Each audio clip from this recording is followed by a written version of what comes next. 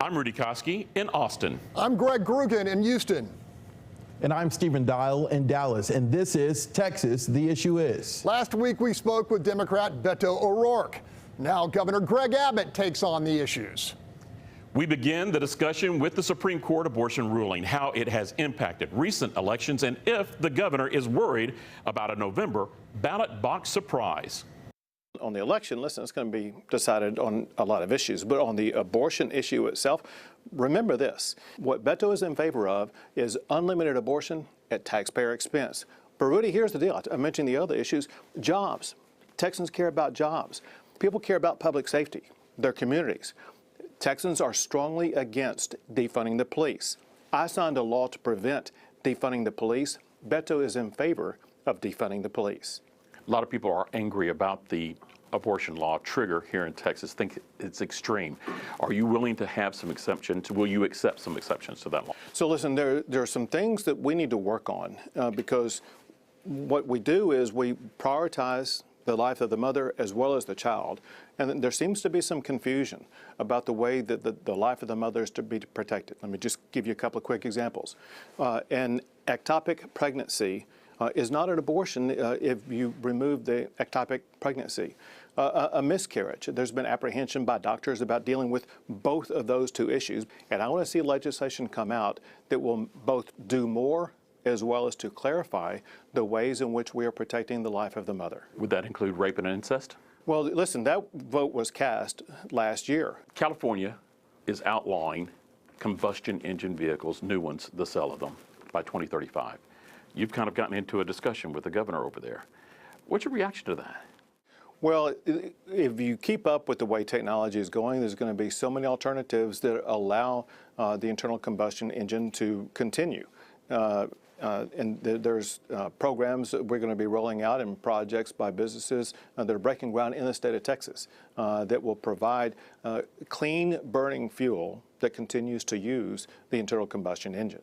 What can you do to help the oil patch during this period of the Biden administration? Biden is trying to use his EPA to impose those regulations that would both reduce the production of oil and gas as well as increase the cost of it. I'm working to prevent those regulations from going into place so that we are able to produce more oil and gas and lower the cost of the price of the pump. O'Rourke told us that he felt that the Biden administration isn't doing enough to solve the problem on the border, but he said if he's governor, he will pull back the guard. So that's kind of typical Beto, where he continues to change what his answers are. If Beto were to be elected, it would just be an extension of the Biden administration in the state of Texas. We cannot allow that.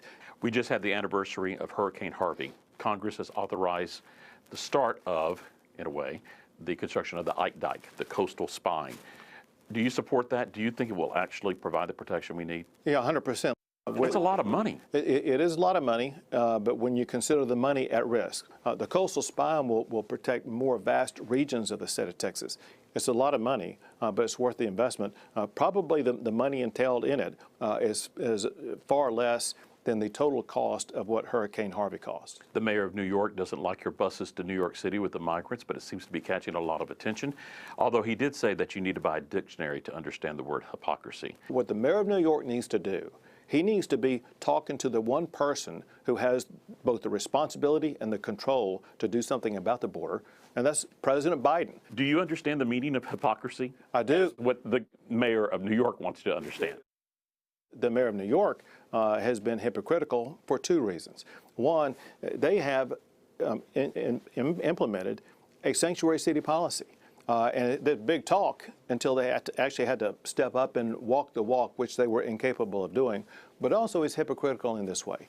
And that is, before we begin busing illegal immigrants to New York City, President Biden had been flying them into New York, and they were winding up in New York City. But suddenly when the Republican governor from Texas does something about it, he starts complaining. In regards to Uvalde, Beto O'Rourke says you have not done anything and another shooting is on you. After Uvalde, day after day after day, I issued 6 directives on separate days about action to be taken. And then after that, I charged the legislature with coming up with answers and solutions on 5 different topics. It was in the aftermath of that that they came up with more than $100 million to increase safety in our schools. But also the Texas Education Agency was charged to make sure that when schools open this school year, all the schools will be implementing the safety measures that came out of my prior instructions about the way to respond to school shootings. How do you decompress from all this? My great decompression would be my golden retrievers, Peaches and Pancake. However, we're moving into the sweet spot of my decompression. It begins this week, and that is college football. You know, as you go across the state, crisscrossing, what's on your music list? What are you listening to? Well, obviously, a good friend of mine, a guy who played at my last inauguration, George Strait, is always the best. He's the king.